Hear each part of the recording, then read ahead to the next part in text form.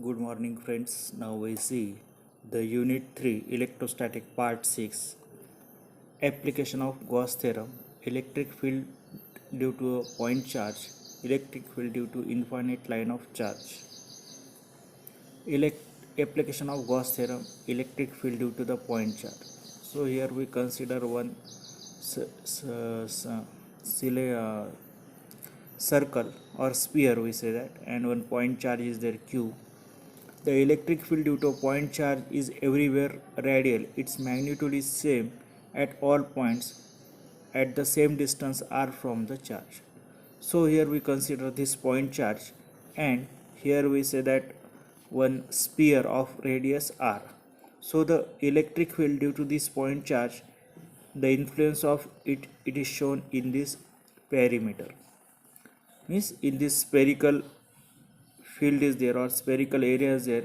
In this spherical area you will see the electric field due to this point charge q. Hence we select Gaussian surface, a closed surface drawn in an electric field in the form of spherical surface. It is also clear from figure that both E and ds at any point on the Gaussian surface are directed radially outwards. So here it is shown that both are radially directed outward, the direction of radius and direction of electric field. Hence the integration of EDS is equal to integration of E dot NDS equal to ES. S is the surface closed surface area. It is equal to 4 pi r square. Therefore integration over a closed surface EDS is equal to 4 pi r square E you will get. But from Gauss law it should be 1 upon epsilon 0 times the total charge inside the Gaussian surface. Hence 4 pi r square E is equal to q upon epsilon 0, or we say that E is equal to 1 upon 4 pi epsilon 0 q upon r square. Here it is q upon epsilon 0 is there. The force on the point charge q0 if placed on this surface, that is at a distance r from the point charge q, is then F is equal to q upon 4 pi epsilon 0 q upon r square. The force is acting radially outward direction, hence can be represented by F is equal to q upon 4 pi epsilon 0 q0 upon r square into r. R is the direction of unit vector. This is nothing but the Coulomb's law.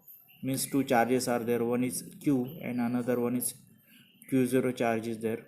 1 upon 4 pi epsilon 0 is the dielectric constant, and we say that as per Coulomb's law the force is inversely proportional to the square of the distance between that two charges. So here r square is the distance between r is the distance between two charges and its square. Electric field due to infinite line of charge. The infinite line of charge may be uniformly charged wire, cylinder of infinite length, or rod of negligible radius as shown in figure. Consider an infinite line of charge with a uniform linear charge density lambda, that is charge per unit length. To find the intensity of electric field at a distance r at a point P from the charged line, draw a Gaussian surface around the line in the form of circular cylinder of radius r and length L, enclosed at each ends by a plane parallel circular caps normal to the axis. So this is our Gaussian surface, and the cylindrical surface area it is shown by like this.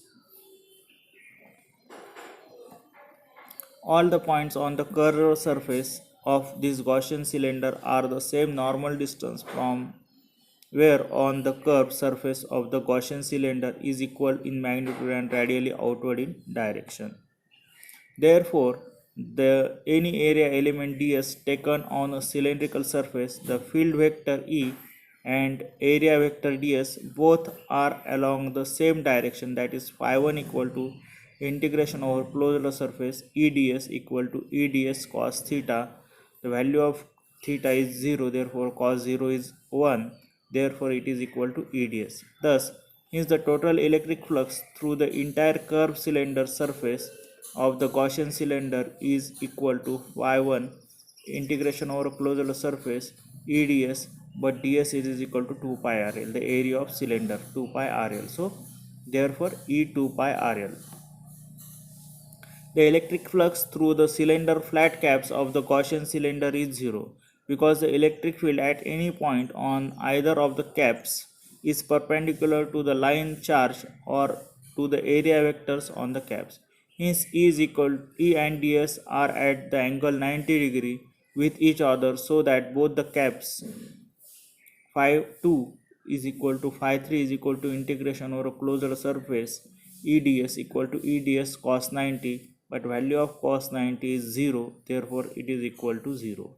Thus the total flux through the closed Gaussian cylinder is phi equal to phi 1 plus phi 2 plus phi 3. Phi equal to value of phi 1 is E 2 pi RL, value of phi 2 and phi 3 is 0, therefore 0 0.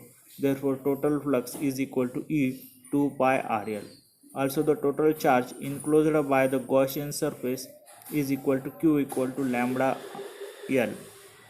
Now according to Gauss law of electrostatics, flux is equal to integration over closed surface EDS equal to Q upon epsilon 0 equal to lambda L upon epsilon 0, where lambda is equal to Q upon L, that is charge per unit length.